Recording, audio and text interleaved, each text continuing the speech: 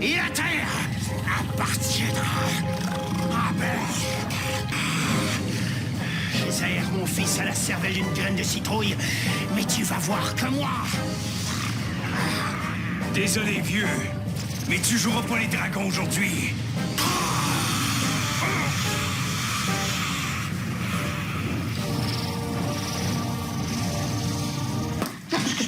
Hey, hey, va! T'aimes ça les claques sérieux? Je vais t'en donner si tu veux. Regarde, c'est pas ton père qui est titre, là. Fait que là, tu vas rester là pour faire me créer ses patience, c'est clair? C'est-tu clair? Hey! Allison et Willem Dafoe pouvaient avoir un fils au moins de procréation, ça donnerait Réal Bossé. Hey, attendez. Je parle pas seulement au niveau physique, je parle aussi au niveau de leur talent, au niveau de leur expertise et de leur plume de différents rôles qu'ils peuvent jouer. Ils ont la face d'un vilain, mais la face d'un gentil à la fois. Je sais pas si ça fait du sens pour vous. On leur donne des fois une espèce de stéréotypé au niveau des rôles qu'ils peuvent jouer. Mais c'est des gens sur qui on peut compter. Réal Bossé, c'est un chef d'orchestre. On peut compter sur lui pour placer le jeu, la patinoire. On peut, si de la manière d'un artiste ou d'un scénariste ou dramaturge qu'on connaît pas, Réal Bossé va probablement le savoir, lui. C'est un gros corpus que vous me donnez, hein, Réal Bossé, avant d'aller en vacances. Vous voulez me faire travailler, mais c'est celui qui a le plus de votes et j'en suis content de vous délivrer cela. Un très gros corpus, je vais essayer de rendre ça le plus intéressant possible pour vous à l'oreille. Et si une partie 2 s'impose, ben, j'en ferai une autre. Mais pour l'instant, je pense que je devrais couvrir tout ce qui a trait à Bossé dans ce jeu, dans cette vidéo.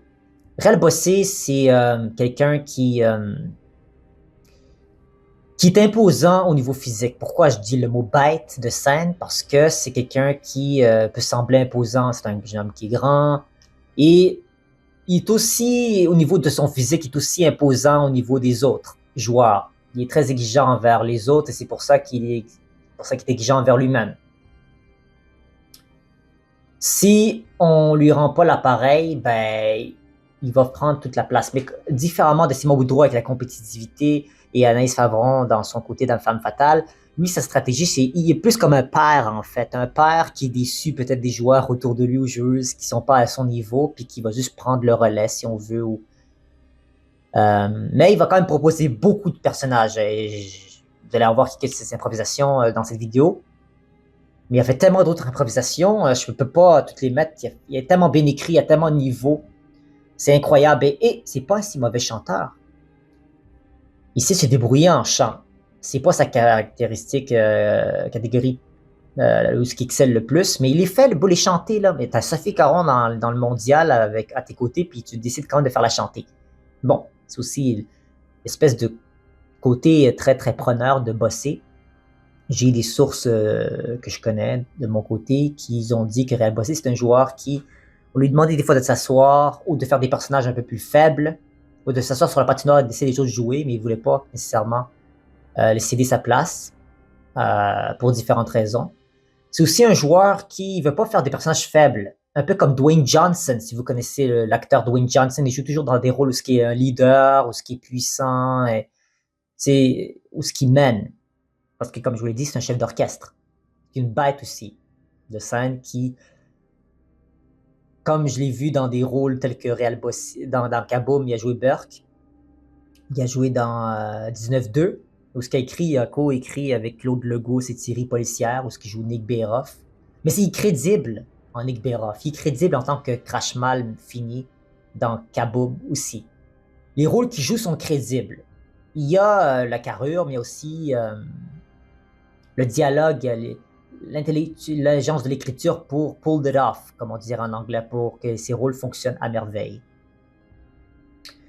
Réal Bossé, c'est quelqu'un qui va venir vous ajouter, vous surprendre à chaque fois en faisant différentes choses que vous ne pensez pas qu'il est capable de faire. Il est intense comme joueur. Il est un joueur physique, comme vous l'avez vu dans certains impros. Et une improvisation qui, à mon sens, représente le mieux Réal Bossé, je vais vous la dire, c'est Impression comparée qui a fait Créature Nocturne. Je vais vous mettre le lien dans la description, ainsi que toutes les à la manière de, dans laquelle il excelle le mieux. Ou à la limite, c'est son petit pain qui lui permet d'aller loin. Réal Bossé, il incarnait le loup-garou dans cette improvisation-là. Il s'est transformé en loup-garou, puis la physicalité, puis les sons qu'il produisait avec sa bouche, c'était tellement, ça venait de son âme, ça venait de, c'est comme si il venait d'enlever son masque de joueur, puis il mettait la bête qu'il est. Mais c'est pas juste au niveau réel qu'il est une bête de scène, mais c'est aussi au niveau de ses idées. Comme une bête, lui, il met la table comme un père de famille. Il y a beaucoup de bouffe, il y a beaucoup de nourriture sur la table, et il te laisse choisir. Mais il va manger beaucoup, hein, tu le sais. S'il a mis la table, elle est pleine de nourriture, il va prendre tout ce qu'il veut sur la table. C'est lui qui les a placés là. Sur la table, les différents condiments, les différents plats, soupes, peu importe ce qu'il veut mettre dedans, la viande et tout. Hein? Il y aura de la viande, c'est sûr, là-dedans. Et il va te laisser prendre ce que tu veux, mais il va prendre, lui, ce qu'il veut. Je pense que c'était très bonne analogie ce que je viens de faire pour représenter le jeu de Réal Bossé.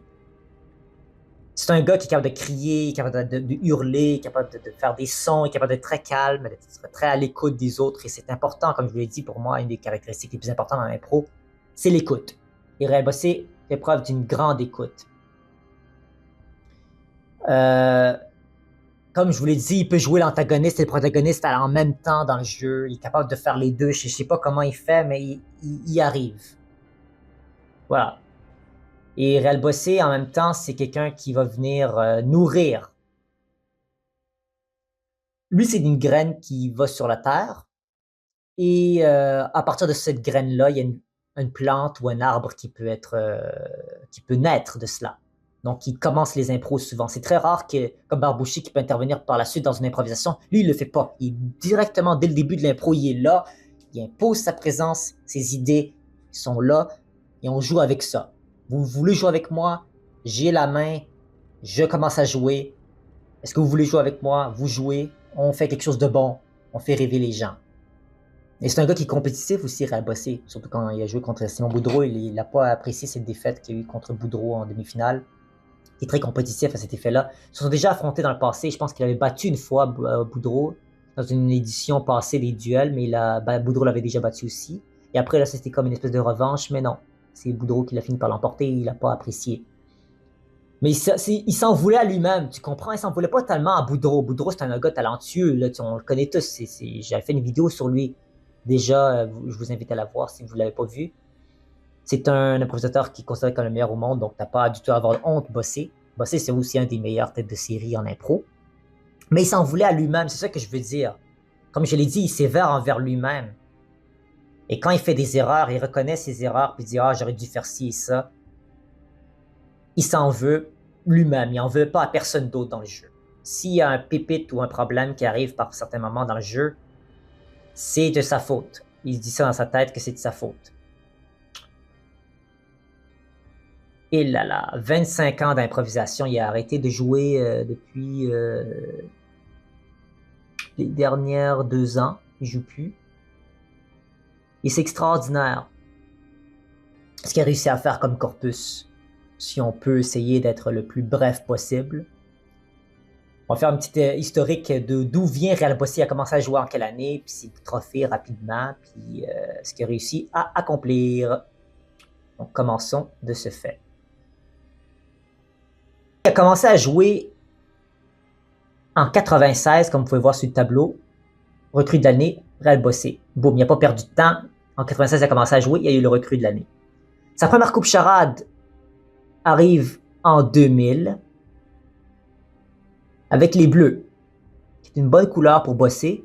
C'est un peu poétique parce que la première coupe charade que Bossé a gagnée, c'est avec les Bleus en 2000. Aux côtés justement de Sophie Caron, avec laquelle il va partager beaucoup de coupes charades avec elle. Hein? Pour rien qu'ils ont non seulement un corpus similaire au niveau des années, les deux ont eu 25 ans il y a 2 ans à peu près, mais ils ont continué ce pattern en jouant ensemble beaucoup.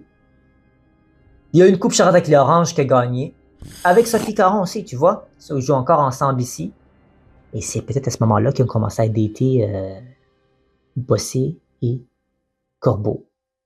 Je pense que c'est comme ça qu'ils se sont connus, c'est en improvisation. Je sais pas pourquoi je chuchote, mais comme ils ont eu un enfant ensemble, moi ça m'a surpris, je savais pas qu'il y avait un enfant ensemble. Je sentais vraiment une cohésion entre les deux joueurs et joueuses. Et je savais pas qu'ils se connaissaient aussi bien, aussi intimement que cela. Qui est même tellement intime qu'ils ont eu un enfant ensemble. Mais là, je suis sûr qu'ils ont de bons termes. C'est ça, le respect, mesdames et messieurs.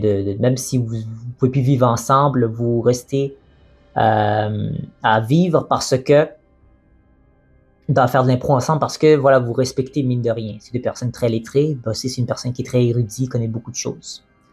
Donc ça, c'était sa deuxième coupe charade à Bossé. Après, une troisième coupe charade avec les jaunes.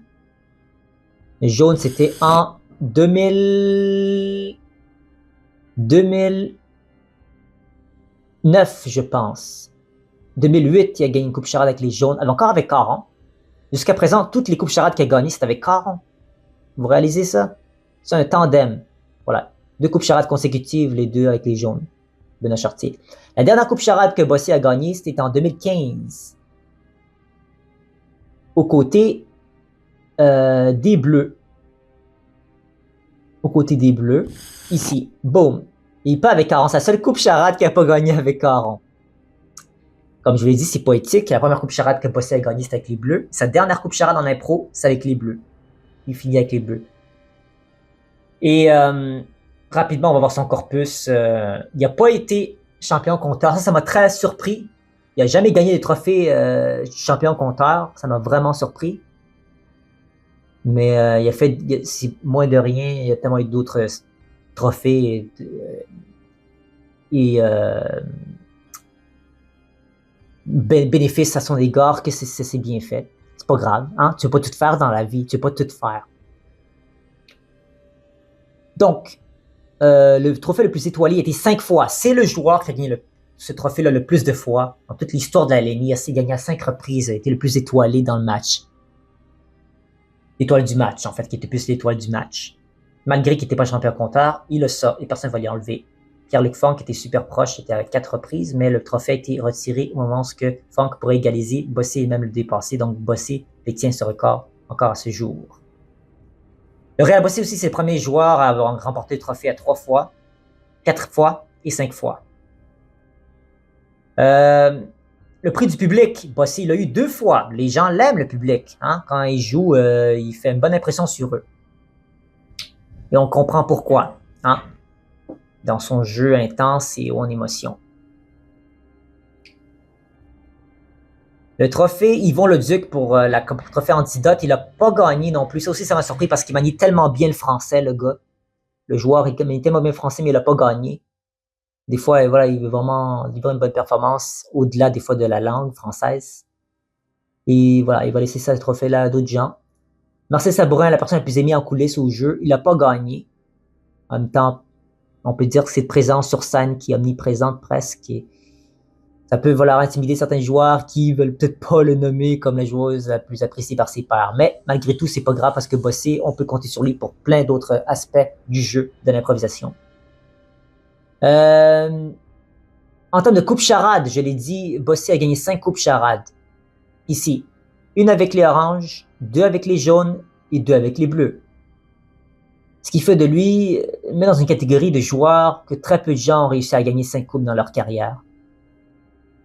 Bossé a gagné justement 2 fois avec les jaunes consécutives coupes, ce qui est très rare aussi comme feat de faire. Il partage cela avec Laurent Paquin, Corinne Guiguère et Steve Munger. Voilà, la coupe charade est en 3e place après Paris, parce que Paris, il peut encore jouer, donc il peut dépasser ce record-là, surtout que cette année, François-Étienne Paris est dans l'équipe des Verts avec Funk, il y a très forte chance qu'il peut y gagner sa 6e coupe charade. Donc, pour l'instant, désolé pour Bossé, mais Paris est en tête. Mais Sophie Caron, Bossé, c'est littéralement dans le top 3, là. Top 3 en termes de coupe charade gagnée, 25 ans cumulés. 20% de chance que Bossé gagne une coupe charade. Quand tu l'as dans ton équipe, c'est 20% de chance que tu gagnes une coupe avec lui, ce qui est pas rien. C'est pas rien. Et voilà. Voilà pour ce qui est des trophées individuels. Il a 8 trophées comme il est individuel. Ce qui place encore en troisième place. Pareil à 11 trophées, Barbouchi 11 trophées, il joue toujours. Bossé à 8 trophées qu'il a cumulés au fil de sa carrière, si on exclut les coupes charades qui comptent pas. 5 fois étoilé, 2 fois prix du public, plus le bonus de Pierre Curzi, la recrue de l'année. Donc voilà, rapidement, le corpus de Bossé au niveau historique. Donc revenons à son style de jeu. Donc Bossé, c'est un joueur qui va venir faire des moments mémorables et inoubliables dans le jeu. Tous les matchs que je jouais, que ce soit surtout le match avec Solomé Corbeau, que plein de profs d'art dramatique font visionner à leurs élèves. Et waouh, moi, si j'avais été à votre place, je serais super content. Pour vrai, là, votre prof d'art dramatique vous fait regarder un match de qualité pour vous dire, regardez, c'est comme ça qu'on fait de l'impro chez vraiment les pros. C'est ça de la belle écriture. Puis Bossé et Corbeau doivent être flattés de cela. Le match que je jouais avec Simon Rousseau, que Simon Rousseau l'avait surpris au niveau du jeu, qui était capable de rivaliser à son niveau, que c'est son premier tournoi individuel pour Simon Rousseau, qui est maintenant arbitre. Et le final que je jouais contre Boudreau était aussi très mémorable, évidemment, au niveau de la Michel Tremblay. Pour moi, ça me revient souvent à l'esprit. Aussi le score final, comme quoi il était un peu trop excité, tu comprends? Bossé, vu qu'il avait déjà affronté Boudreau dans le passé, il s'est dit « Ah, je vais essayer de la jouer relax. » C'est un autre match que j'ai déjà remporté contre lui déjà, même s'il m'a déjà battu aussi une fois avant. Il s'est peut-être il a peut-être sous-estimé son adversaire, et c'est ce qui lui a coûté, mais comme je l'ai dit, il est très sévère envers lui-même. Et évidemment, il était partout. Hein? On l'a vu dans le National d'Impro 2017. On l'a vu dans le Mondial d'Impro 2007-2008 et même 2006. Si vous voyez la vidéo, je vous conseille d'aller la voir. Je vous conseille d'aller voir la vidéo que j'ai mise sur la chaîne de la finale opposant la France et le Québec pour l'édition du National de la Coupe du Monde, de la Coupe du Monde, France versus Québec en 2006, dans lequel il avait joué la cabane à sucre avec ambiance sonore. Donc, il y a tellement d'autres choses que je peux dire sur Bossé. Tu sais, moi j'ai vu beaucoup de son contenu à la télévision. Je sais qu'on va parler principalement de l'improvisation ici, mais c'est pour faire un point que j'amène cela. Et quand il jouait dans Kaboom Burke ou quand il jouait le personnage de Burke, c'est pas moi qui dis une onomatopée bizarre, c'est vraiment le nom du personnage qui joue dans Kaboom. Quand il jouait Nick Beroff dans la série 19-2 policière, il joue des rôles qui sont intéressants à moi pour regarder personnellement. Je sais qu'il y a d'autres improvisateurs et improvisatrices qui ont eu du succès à la télévision et au niveau de la radio ou en humour ou autre. Mais est-ce que lui, en général, parmi tous les joueurs qui existent sur la patinoire, c'est un des joueurs qui a, au niveau de ses projets, dans lequel il joue, c'est ce qui m'intéresse le plus, dans un certain sens. Parce qu'il joue bien, il joue de manière crédible, c'est pas forcé. Et c'est agréable à y regarder. Et les gens n'ont pas le choix après des fois cerner des épisodes sur des personnages qu'il incarne. Et comme j'ai dit, Claude Legault et Al Bossé, deux joueurs d'impro, ont commencé en impro, les deux ont fini par co-scénariser une série policière comme ça, avec une conversation dans un bar avec un peu d'alcool. Ils ont eu cette idée d'écrire 19-2. Donc, tout des fois part de nulle part, mais ils ont fait en sorte que ça marche. Ils ont été avec les policiers pour pouvoir savoir comment fonctionne les corps de police, pour vraiment apprendre le plus. Voilà, comme je vous l'ai dit, ils sont exigeants. Les juges de travail extrêmement beaucoup, dont Bossé, dont on parle ici dans la vidéo. Il parle énormément, mais il écrit beaucoup. He talks the talk, but he walks the walk. Il est capable de faire les deux, de parler et de bouger, de faire l'action. C'est un gars qui est très manuel, on le sait tout de suite, aussi très, très lettré. Il est une version extraordinaire.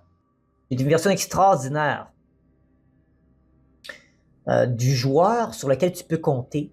Mais il peut se débrouiller tout seul. C'est ça la magie. Il peut se débrouiller tout seul au jeu. Mais tu peux compter sur lui quand tu es dans une équipe. Parce qu'il va prendre beaucoup de place et tout. Il est capable de laisser la place à d'autres gens. Mais quand il est sur la patinoire, comme on l'a dit, il fait des personnages dans lesquels il est un leader, dans lesquels il mène, dans lesquels il a une grande importance. habituellement. Je sais que dans les dernières années, dans la scène d'impro, il laissait plutôt les jeunes autour de lui faire l'action, même s'il jouait avec une personne, un vétéran comme Luc Sonnet également. Quand il jouait avec Pascal Renaud-Hébert et Rano Soli, il laissait aussi quand même jouer, il les laissait faire certaines choses. Donc, avec le temps, Réal Bossé a fini par... peut-être parce qu'elle a fatigue, hein, cette bête-là, à force d'aller chasser de la nourriture pour ses enfants ou les autres joueurs, pour leur donner des plats de manière continuelle pendant des décennies et demie, 2 décennies et demie, ça a épuisé la bête au final. Là. Il se ramasse avec plein de flèches dans le dos, est ensanglanté. Tu sais, la bête, il y a des dents qui lui manquent, la fourrure est un peu étoffée. Il est plus capable de faire ce travail-là. Il a laissé la place aux autres. Maintenant, tu vois, ça fait 2 ans qu'il joue plus à la LNI. Et les autres, il a laissé une legacy. Il a laissé une legacy. Je sais pas comment on dit ça en français. Il a laissé un palmarès extraordinaire derrière lui. Un palmarès qui ne peut être réplicable d'ici-tôt. Personne ne peut jouer comme Bossé joue. Tu ne peux pas répliquer ce style-là. J'ai dit ça aussi avec Pierre-Luc Funk, mais dans le cas de Bossé, il y a un côté physique, un côté cérébral, un côté leader, un mélange de tout ça qui fait littéralement comme une créature de Frankenstein. Une créature qui a les... Tu sais, quand j'ai comparé Simon Boudreau à un androïde, un robot, Boudreau, ce serait genre la créature fantastique sur le côté. Si vous voyez un peu ce que ça veut dire. Lui, il était créé d'une autre façon, avec une autre idée derrière. Si, mettons, tu as un scientifique fou derrière la table qui crée 2 créatures, Simon Boudreau puis Réal Bossé, Simon Boudreau, il a créé pour une toute autre vision que Réal Bossé. C'est ce qui fait voilà, leur jeu émerveillé qu'on les a même comparés à Roger Federer et Rafael Nadal lorsqu'ils sont affrontés dans les finales. Donc, Bossé, un joueur qui n'a pas fini de vous surprendre. Dans les projets qu'il va... Moi, je sais pas s'il va revenir faire de l'impro, je l'espère. Ce serait cool de venir le voir de temps en temps, ou à la limite, devenir comme coach éventuellement pour une équipe, ce serait cool, ou peut-être arbitrer, qui sait, ou peut-être même laisser les gens... laisser se surprendre par laisser les gens se faire surprendre par son talent. Mais Bossé, quelques petits trucs que je voulais rajouter sur lui avant que je clore la vidéo.